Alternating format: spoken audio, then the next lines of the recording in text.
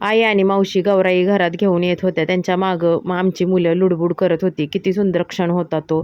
खरं सांगू का? ही फक्त मूर्ती नाही, ही आईची माया आहे, घराचं बळ आहे. आपल्या गावाकडं म्हणतात ना, जिथं स्त्रीचं स्थान आहे तिथं देव आपोआप वसतो. तसंच गौराईचं आगमन आपल्याला सांगतं, घरात आनंद, एकता आणि प्रेम टिकवा. आई मावशी पायवाट दाखवतात आणि पोरं त्यांच्या मागं चालतात. हाच आपला वारसा, हेच आपले संस्कार. आज आपण जे करतो तेच उद्याची पिढी करते.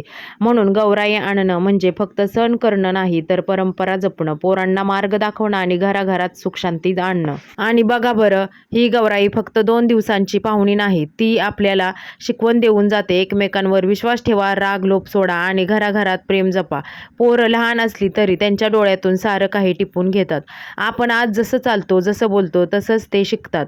म्हणूनच घरातली एकता आणि आदर ह्या त्यांच्यासाठी मोठा धडा ठरतो.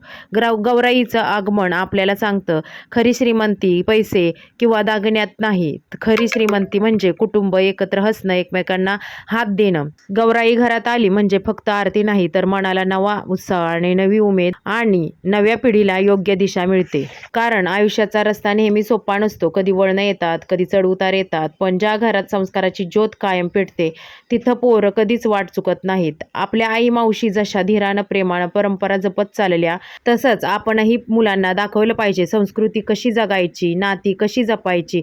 आजच्या धावपळीच्या जगात नाती सांभाळणं म्हणजे मोठं काम आहे. पण खरं सांगायचं तर नाती मोठ्या गोष्टींनी नाही टिकत, ती टिकतात छोट्या-छोट्या लक्षात घेण्याने.